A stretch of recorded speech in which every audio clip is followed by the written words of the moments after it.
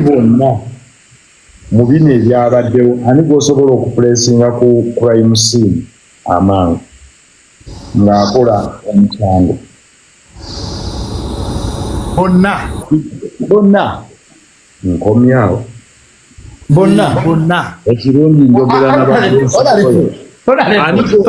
ani gwosobola okupulesinga abantu babano bakuddamu ku layisi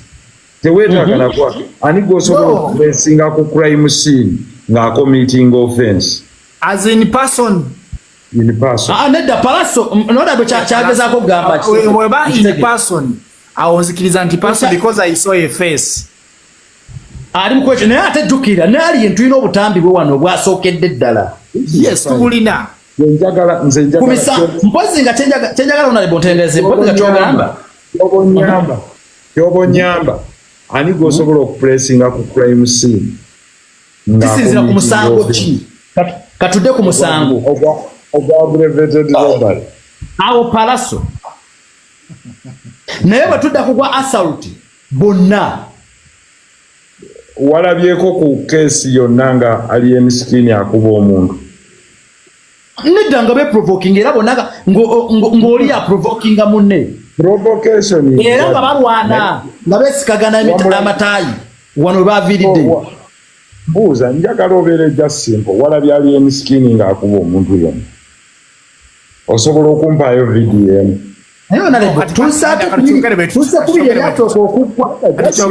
njagala kubiza tetuyize ku biri nkubuuza bubuuza listen to this murobale we see Palaso there mweno gy'ogamba endala y'okkuba biki ebyo assault we don't see any person there taliimu temuli bwe mukulabako temuli yes mbuuza lwaki lwaki nalaba vidiyo nga mulimu alwana ngenda kujjira wendaba Palaso nendaba feesi ye naye nga simulabye ng'akola ekyo naye nga feesi ngirabye ogw'omusanga abatannagufuna era abatannagufuna naye bw'omulaba ng'akasusa eŋŋuumi no teyakasusa eŋŋuumi Palaso wabula abantu be nga ye ng'eggaali y'eŋŋanola eggaali y'oli beekubye awo sijja awo bonna tebaliimu singa obadde prosecutor kyaki kijje wandi prefarinze ku bantu bano abalwana nawa w'osobola okupulesinga ku bwogerwako kyova tubabuuza bwe tutyo amannya muzere Megatron ndi wano ne Counsel Freedom onoka olwaleero abadde atubuzeeko nsonga nnyingi nnyo zitambula n'alabyeko awo Counsel Honorable Nsereko yamaliriza amateeka okay namulabyeko awo namulabyeko awo mu nsonga za alien skin nga ayina engeri gyazitaputamu era n'agamba nti bano gavumenti ebabanja ebintu byonna bye bakola gavumenti ebabanja emisango gyonna gye bakola gavumenti ebabanja era nenjagala nkuloopere wootabadde ebintu ebibadde bigenda mu maaso alien skin akola fujjo Palaso akola fujjo twagala tulabe ensonga eno nti eggwanga ligenda lagawa bannamateeka nga mutudde tewali kye mwogera musirise poliisi esirise bannamateeka basirise omuntu ndowooza yasoose twala omusango ku poliisi yabadde alien skin Palaso ye teyatuteyo gugwe gwakumukubira eri ku stage naye nga obuvuyo bwonna gye bwava twagala tulabe ekintu kino okyogerako ki bano bonna misango ki gye tuyinza obbaggulako Palaso tumuggulako musango ki alien musango ki bano bonna ababeera mu ggaali zino gavumenti erina bakolera ki abakuba abantu gavumenti erina bakolera ki byonna byonna tugenda beera nga tubikwasaganyiza ddala wano ku mukutu ogwa Megatron Media Counsel Freedom mbuuza ku bantu batulaba ababeerako mwebale nnyo mbabuuzaako abafunye ebirungi tubebalizaako Mukama abafunye ebibi ate namwe tubasabira tubakulisa okuyita mu nnaku enkulu era tusuubira nti kati kutegeka ki fees sente tokalya bubi sente obudde bw'okulya akasente bwaweddeko kati tutereke sente investment n'okusomesa abaana abaana babakuumye bulungi moride abaana abazadde tebakyakuuma bulungi baana because gy'otambulira eyo olaba abaana ab'emyaka 15 olaba defilement ndowooza eyinza okutandika ofuuka ey'omumawulire defilement abaana child to child sexual harassment nene. Abaana begadanze. Baana beeyagala osanga abaana ku beach simanyi bu garden bu swimming pool balina bu birthday naye ng'olaba ebikolwa bebekola. So simanyi Mukama yalina okuuma. Ensi gyegenda nze nalabye omwana wano gundi munkuuka Bobi Wine agenda kujja. Bobi Wine agenda kujja manange. Imagine, you know, nagaba ensi yakyuka. Myaka 8 bakola ki? Boogera. Ye ndwadde investment y'eggwanga baana ne quality n'omutindo gw'eggwanga gusinziira ku abaana. Tubakwata obubi wawo kye bayita lifespan. Tubakwata abaana ob'eggwanga ligenda liruzinga abantu emyaka abantu bakola ki kwe baviirawo. Kitegeeza ne productivity y'eggwanga eba ekendeera. Okay. Council Freedom tukwanirizaako nnyo ndowooza kuliko ennaku ewayi twaziyitamu yakulabiridde olusundu laba naye ate mbulamu era oba oyinayo tujja kyolina ebyo bimanyi ogenda kuvaano ng'onkozeeko ne Council bali tulabirira naleeta KFC lumu ennaku zino abantu agamba ye n'agimwemwenya amiramire agiza bwenkulu naye waliwo ekitamuwoomera kwezi teri kitamuwoomera naye nga wootabadde abantu ba Megaton bankoze obulungi obutagambika naye kirungi okomyewo. Council Freedom, Council wa Nuupu olutalo luno walulabye era eggaali ndowooza ozimanyi. Gaali nzimanyi era twazoogerako wano twakolako wano program ne mbagamba nti gavumenti ejja kgenda okirabuukirira waliwo akoseddwa era kati ndowooza waliwo yakoseddwa. Saawa eno tulaba embeera eriwo ndaba Council Muhammad Nsereko yagyogeddeko n'agyogerako mu kutya n'agamba nti naye wennyini aboogerako ng'oyogera ku gaali ya Alien Skin bajja kukuba naawe ayogera ku gaali ya Paraso bajja kusanga bajja kukuba naye naga nti gavumenti bano ebabanja bo bw'enaabayitanga ogikolera ne bagala nti olina omusango wakola booti kati bayina ebbanja ly'amaanyi. Ensonga eno gyogerako ki mu ngeri y'amateeka? Mu ngeri y'amateeka of course ng'eggwanga teri mateeka muntu gwe gakkiriza kubeera nga atwalira amateeka mu ngalo. Amateeka gaffe ag'e Uganda oba otunuulidde ssemateeka akkiriza omuntu yenna okwenjoyinga eddembe lye. Mufuna bulungi? Eddembe n'eryo muyinza okubaamu eddembe ly'okwogera, eddembe ly'okutambula, eddembe lya conscious endowooza nga nange wendi wano ndiwo ku lwa right yange ndi mu kwenjoyinga right yange okuwa endowooza yange ali mu commentinga aenjoyinga right ye okuwa commenti nga wakola ki wajagala. Eddembe lya movement kutambula n'odda wano n'odda wali.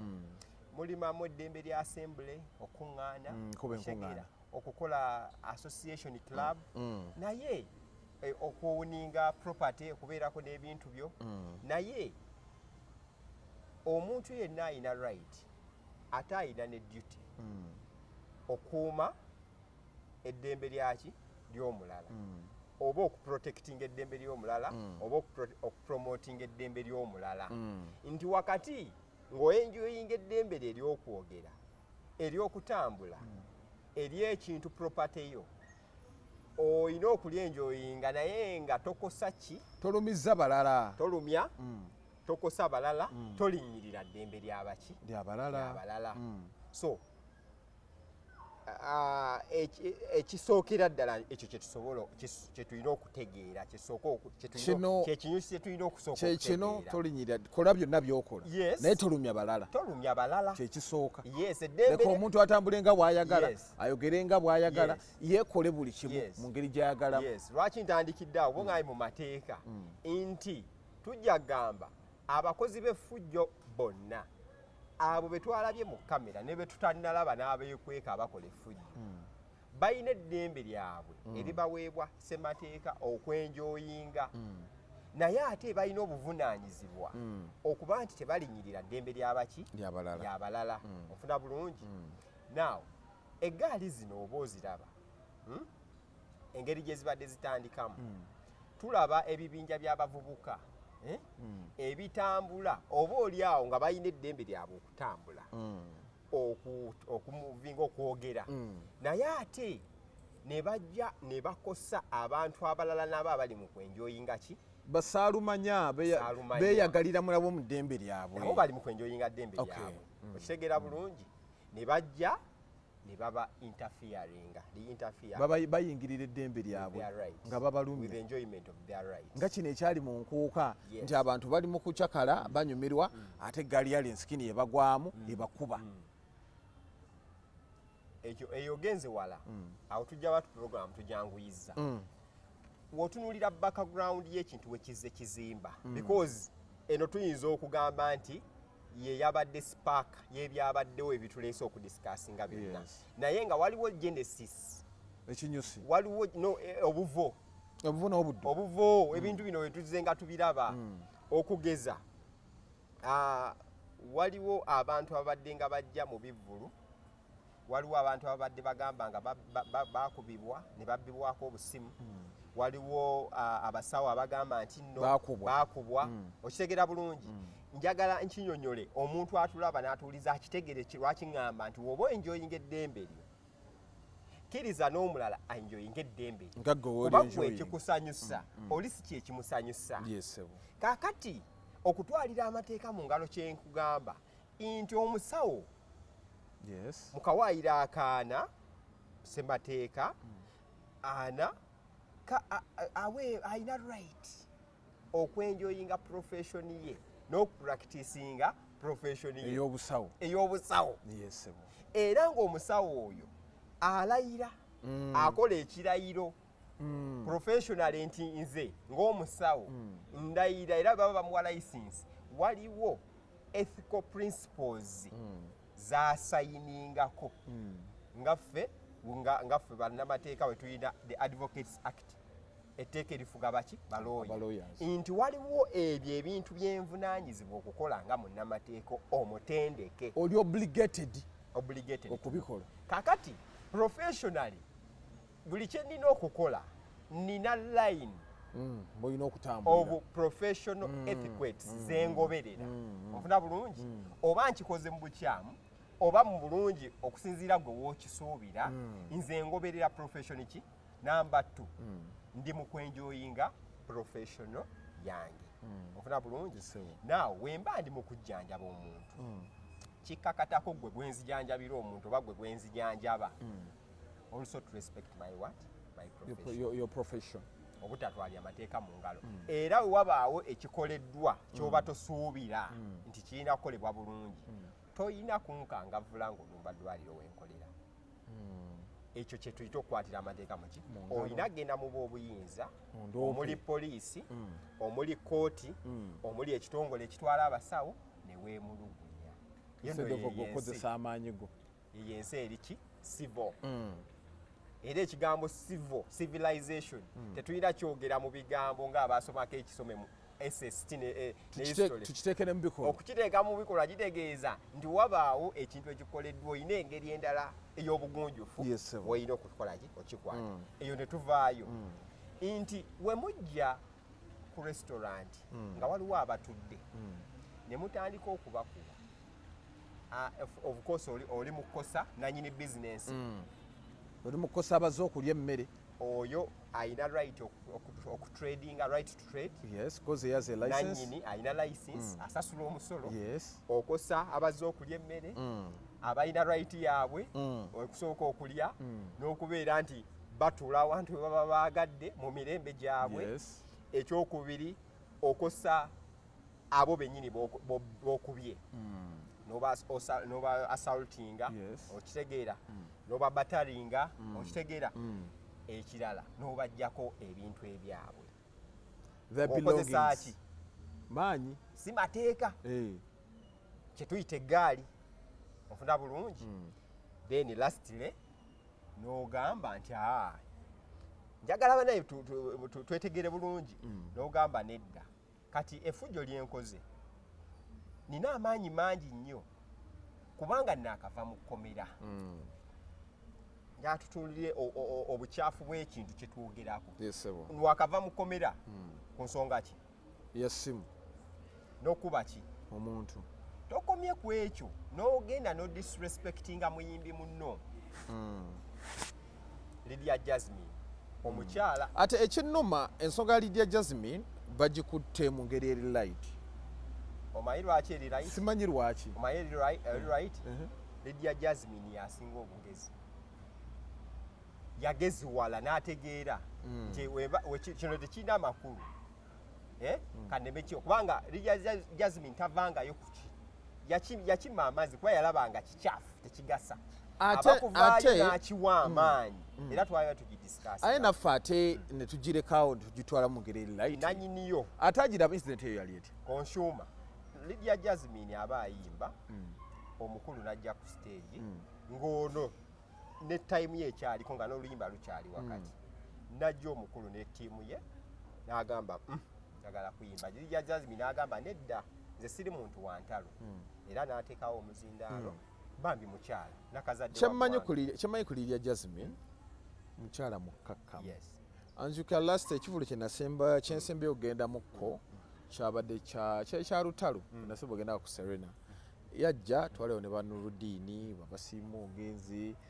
ne bannamulira abalala najja ngajja abuuza ku buli omu n'abuuza ku bannamyalo n'abuuza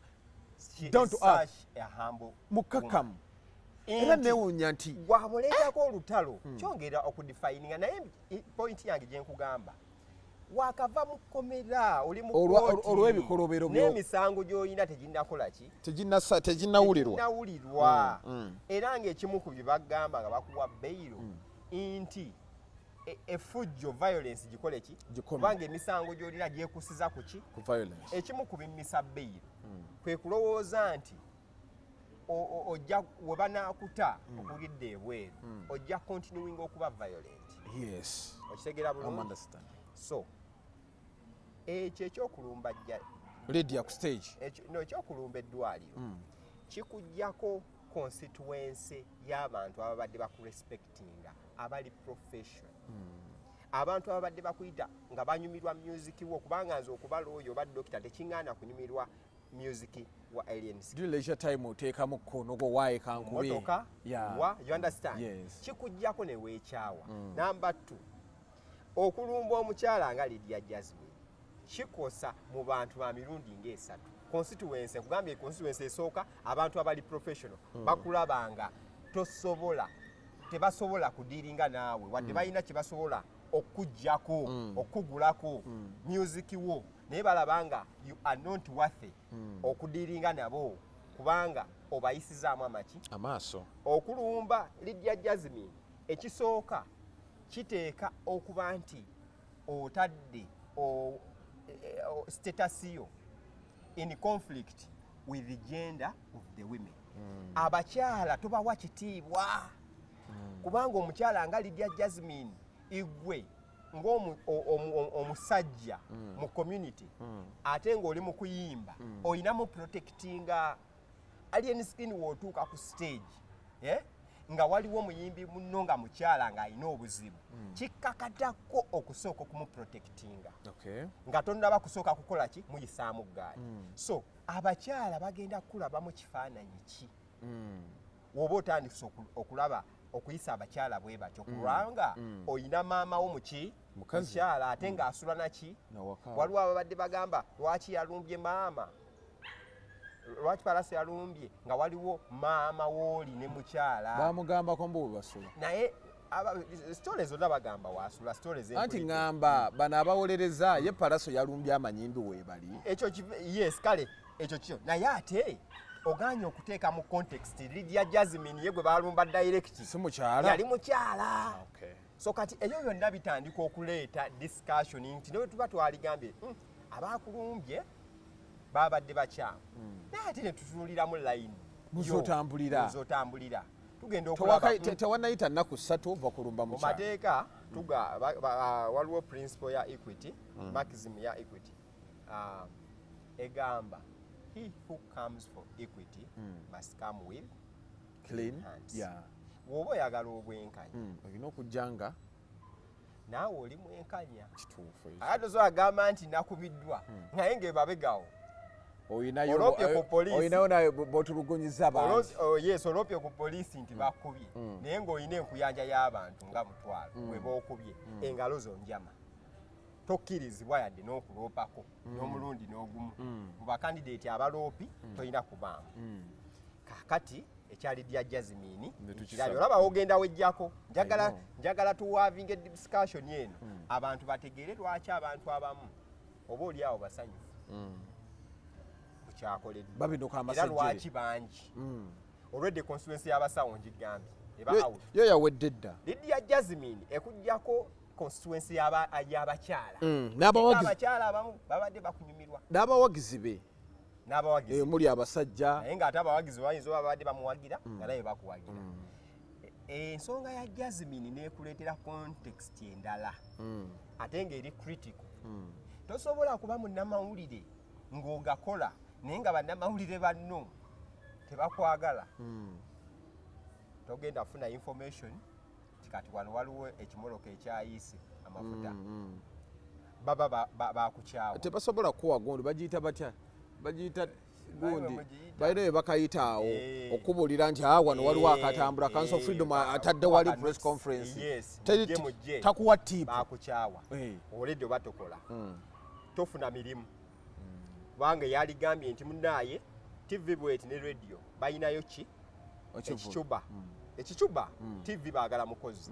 tofuna recommendation kuba bakoze eki bakutaddeko embeera kati okulumba omuyimbi nga Lydia Jasmine kikujjako okulamba nti abayimbi beebuuza gwani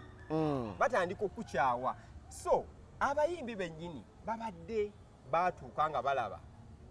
ono alinga ye muyimbi yekka mu ggwanga okusinziira ebintu byakola olw'ensonga tagambwako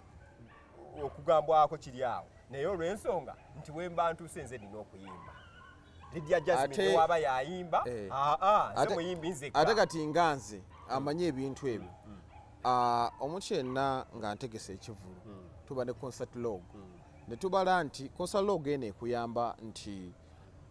abayimbi kwe batambulira nti Council of Freedom alina okujja andekangereze ku bayimbi nti nina Bebe Cool nina Palaso nina Ani Chameleone nina ne Alien Skin kakati ataawo Council of Freedom sponsor waffe alina okujja okukola ki okwogera naye atambulira kuno tubala Bebe Cool ajja ayimba essaawa 5 bwayimba ssaawa 5 agenda kuvako 5 kitundu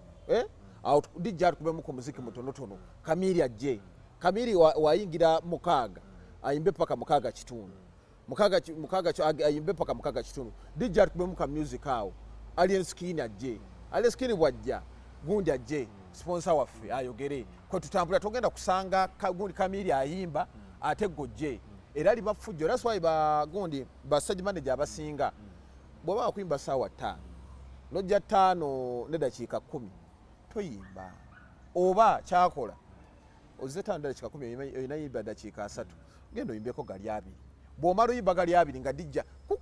kukakola ki ng'agenda yeye enkola gye baali bakolamu discipline naye kati ono ava ku kyabano baani ba stage manager n'akola ebibye n'akola fujjo si oli obadde yogerako so ne weba graduation nga gwa graduatinga MC wagamba nti kati omugole yalina okwogera yatikkiro omutikkiro era olina okurespectinga MC wadde omukolo gwe yamuyise gwagenda omukola ki gwagenda okumusasula now mu kuzzaayo abayimbi baffe babaddewo with all respect ekisooka nga barespectinga aba elders abayimbi abamu ogera olaba nti newebufuzi newebizzeewo nga oyogera ku Bebe Cool ne Bobi Wine naki respecting ne Chameleone olw'ensonga generation y'abayimbi eriwo balabira kubaki ku bana abasatu bali now time has come ngono ta respectinga bato beyasangawo abato ta respectinga bato abamusanzeewo ta respectinga beyajja naye nabo naye ta respectinga nabamusookawo abayisaamu eggaali kati eyo fraternity ya music industry yalaga nti yali ku top bakayita apex anti kati ye talaga kuba na ku top alaga kuba ali down ali middle ali top buli wamu waali because grafu yo nagitu wali badde oyina abato bo respecting anti ogamba oyagala ku influencinga generation y'abato ewulirize tewali bato bo making tewali bato bo inspiring bozze nabo tetubalaba bokola nabo gundi wakola naye kolabo ono bamuyitaani omwami muganda wa Kamiliyoni ani nakwezo bambire omukyala aliwa Kirevaje Kirevaje yakola naye kolabo Kireva naye simutegeera whatever nze njagala kujjirayo kino kyebadde nkugamba nti bwe bakola naye kolabo ate oluyimba olwali olulungi ne baawukana bubi nnyo buli gwe bakoze naye kolabo ne baawukana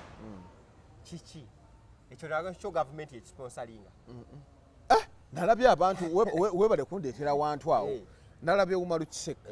ng'agamba mbu eno diversion eyo ndowooza abaana baavumye Wumalu abaana baavumye Wumalu eyo nayo ndowooza nandi bo bagamba gwe buli kimwe n'abanga gundi diversion si buli kimu nti buli kimu weetaaga okikolako comment I know that's why ensonga ezimu Megatron tuzireke si buli kimu olina okuvaayo manyi n'okusirika comment nange ndowooza sobola okwogera ku buli kimu naye nga we nagamba wano naye gwe obala layini mwotambuliramu oba bange ensonga ya bujjanjabi tuyite omusawo tugireko omusawo ajogere segenda gyefulira mugezi ensonga y'abasawo abaganda gireke mama Fina ajogereko ayina kye bamukoze aye naye kiri kyoyogera ebimu obireka anti ngamba kiri kyoyogera teyakitwala nti buli wamu toyogera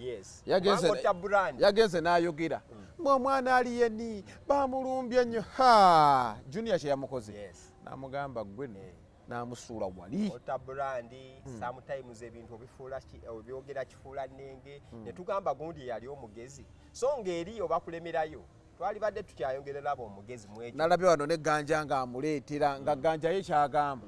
ani mbu Ganja yabyogera Mafina tantwala obubi nga Ganja agamba eyayigiriza Mama Fina akapeesa akalikodinga ku TikTok Mafina talina buzibu naye yamuyigiriza akapeesa akanyiga okwerikoodinga bwe buzibu mbw amuli okumpi amuggyeko essimu neŋŋamba abaana nga bakuba abantu abakulu so sometimes tulina otegeera n'obudde bayirawe ekyo tukiyita pyala kyobola bano abaami n'abakyala aboogerera ebitongole oluusi beetikka omugugu naye nze teri muntu ayogerera kitongole bwe nali nnenyeza because ogwo omugugu gwonna yeetikka omugugu gwa institution amasanyalaze oba oyogerera umeme eyo yonna gye gabanyiizizza omusajja n'avaayo ng'alina okulungiya tomunenya era enanga yali enanga ddala naye abasajja abo obugezi bwabwe abala what to say when and when how n'avaayo nga kwolwo n'ennyambala ne oba waalinyiize nnyo n'ennyambala gy'ayambadde yesooka okuggyako obusungu ngambye ayambadde bulungi anyumye agenda okuleeta byayogera n'abasisaasisaamu awo ne mwaba abadde agenda kwogera bibi oshuwa nga osobola ki okumuwuliriza so si kirungi like ever commenting up buli kimu commenting up buli kimu it's okay omuntu omu n'asigala ng'asirisa okusinga okwogera kyekiri abantu kye bagamba nti gundi oyo alabika bulungi nga tayogedde ng'alabika bulungi nnyo ng'asirise kuba buli wayasamya akamwa era ndowooza ye pulezidenti waffe Robert Kyagulanyi ebintu ebimu lwaki abadde nga muwanguzi n'ensonga y'ekitebe wali owulidde ate ndagamba ne wano ntajja byogeramu naye atuuse public yennyini ekooti y'abantu mwami Siraji tugenda kulabako ddi tugenda kulaba ddi oba atuvaamu bw'otyo public kooti y'abantu neyeviirayo naye senga olaba nti obola pulezidenti avaayo ng'agenda kwogera ku ki pulezidenti Kyagulanyi ng'agenda kwogera ku nsonga za ggwanga abakubeera muntu agamba kano ayogere ku gundi ayogere ku gundi oluusi oba oli awo ekitiibwa kikola kiggwawo okukka so nga tuddayo ku nnyingo zange nga era zigenda okumala sho njagala nkulage obunyiivu bw'abantu constituency mwe buvudde ba professional abakyala kati mbadde kuba artist ba artist babaddewo artist Alien Skin si yasinga effujjo fact tatuukako yadde kwota yababoboyini newogamba abo newobajjawo mange that was their generation neno generation ngati katugambe of this generation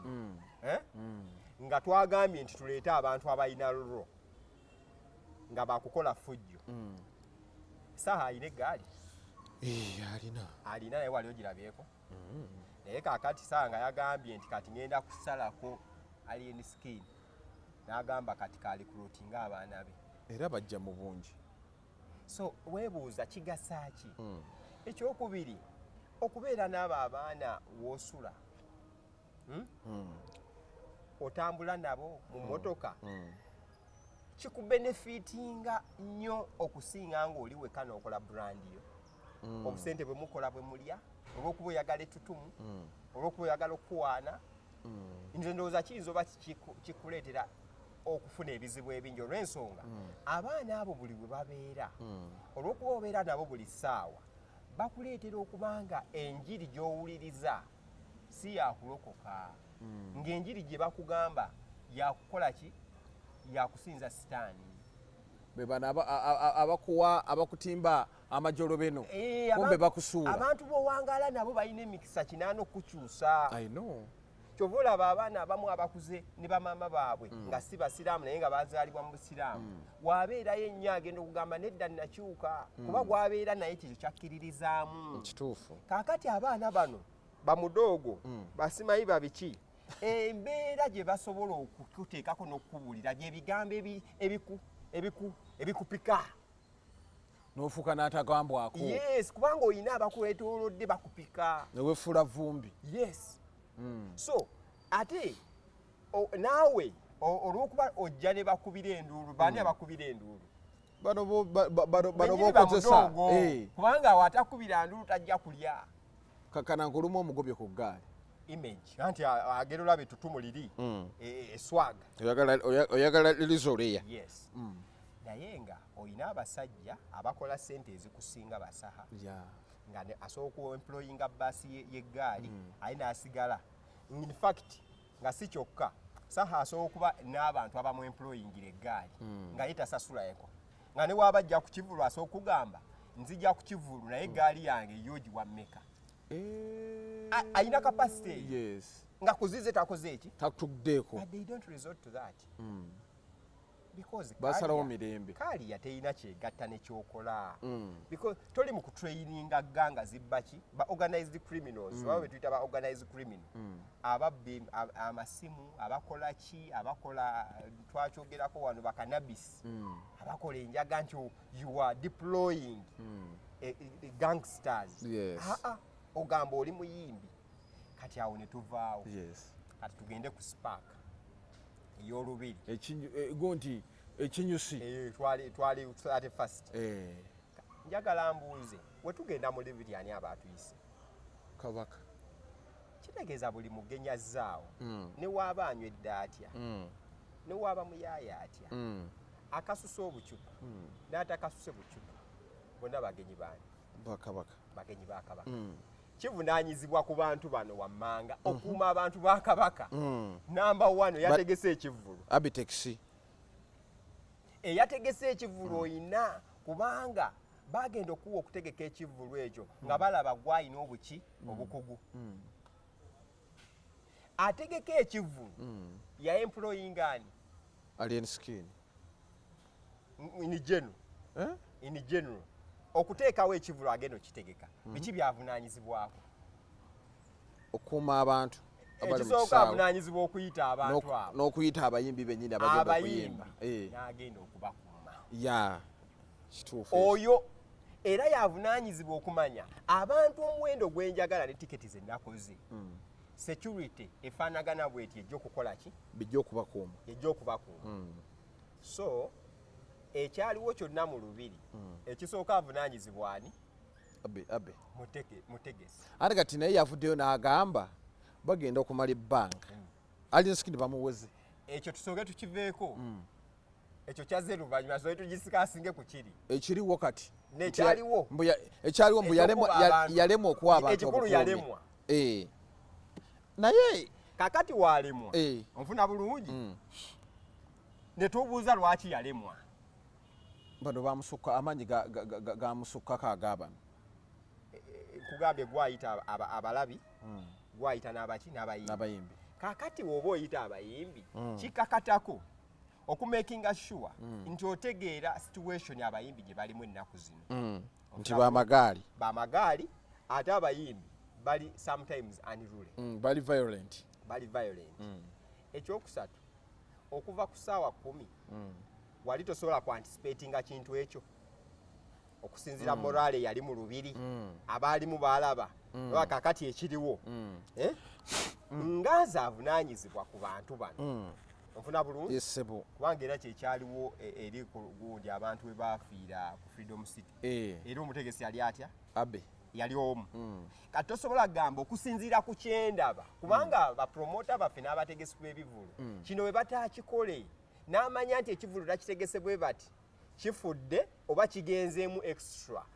how can I adjust olw'obulamu bw'abantu you must be able to adjust kuba abantu mu ggwanga bangi oyinza oteeka ekivulu ng'osuubira abantu 5 ne bajja abantu 200 oba okitegera bulungi obukugu bwo osobola otya okwadijasitinga okuprotectinga abantu abazze mu lubiri nga mwe muli abayimbi abagenda oyimbira n'abasasudde okujja okukola abayimbi abagenda oyimbira abantu n'abantu bano kakati woba wali tosobola kyadijasitinga nga ku muzindaalo aba MC bakyogeranga kiraga either wali bunafu oba wali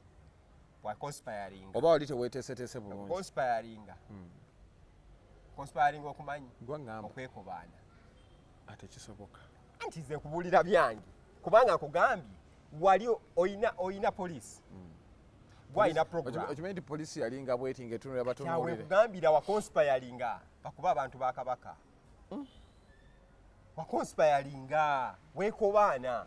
kubanga lwaki tugamba nti abantu ba alien skin basobola okuyita ku gate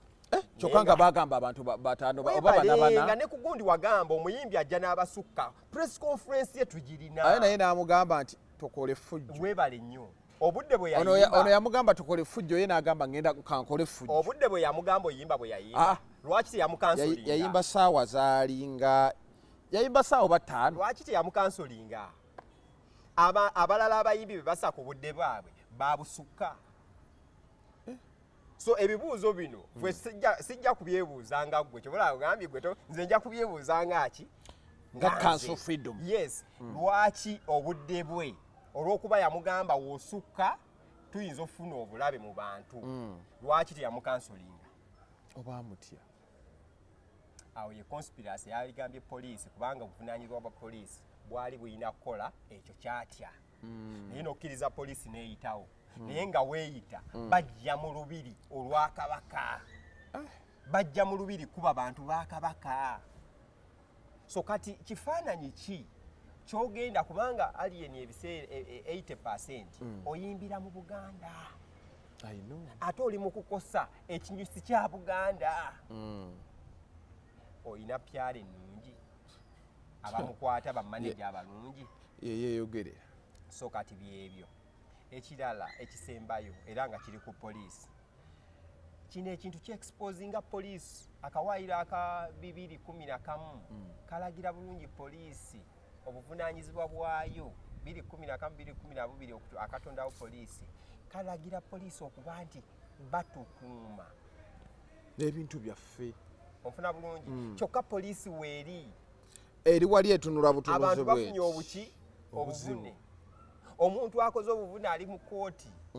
onfuna bulungi aye n'obutambi bulaga nti abantu abakoze effujjo babadde babo kati kyexposinga poliisi oba tulivinga mu nsi erina security erina amateeka what is the meaning of keeping law and order what would be the law what would be the order mu lubiri eyo order gye tuba twogerako teri ndala nti keeping law and order kyambigambo keeping law and order teeka lyabadde nti oyimba ssaawa bwe ziti etteeka lyabadde nti oyingira n'abantu bameka fe batugamba ndala tugenda omulinda tumulinda ajja ssaawa 5 so etteeka woba oli aliyisizaamu ofuna bulungi ng'alinyombodde you keep it omugambe nedda olwa obulungi bw'abantu bano togenda kuyimba kati poliisi eri luddawa mu bino era poliisi kigisaawa okubanga bannayuganda bannansi basobola okukozesa emikono gyabwe bo nga balina emmundu naye basobola okukola Counsel muntu kinoomu nga bano bye bakubye tasobola kuvayo n'abanga atwala omusango oba poliisi gye beexposi nga tesobola omuntu kinoomu agenda funaki weba poliisi yo kenyini gye ngenda okuwaaba kubanga oba ogenda okuwaaba abakubiddwa assaulted ababadde battered bwe baba baagala kgenda mu kooti okuteekayo civil suits zonna ze baba baagala naye gye ngenda okuwaaba babaddewo ng'abajulizi they didn't take an action already mbalina ng'abajulizi lwaki siroopa poliisi terina kusooka kuba njulizi weebeera nga already yo kyeraba ekisa mu kitundu kukwata oyo abya akasimu aziza omusango oba asuubira okukola akubye omuntu onfuna bulungi esebo akati bankuba olaba ate ndopewo so byebyo bizze bikula at the end of the day ekyali ebuloba nekiyongera okulaga nti poliisi tekyalina wayitawo kaseera katono ate netufuna eno fujjo libadde eno aye neno tufuna effujjo ebuloba tewaliyo poliisi eyaliyo poliisi tesobola kukwata baana abo ate bonna ebamanyi ate nessaawa eno babeera ku mitimbagano nga baleruka mukulu Kyagulanyi wagenda okubeera poliisi ebeerawo n'amajooji ogamanyi babawo bangi mu lubiri temwabadde bamagye n'abapoliisi obwedda batunulira butundulizi bwe bati webakuba eŋŋumi ng'agiramu ne bwati baana ng'akuba ŋŋumi bw'agiramu bwati nga n'emmundu yagirina so kati yeryo eggwanga lye tuli mu kukola that's the kind of nze ndaba gundi Muhammad Nsero honorable Nsero ku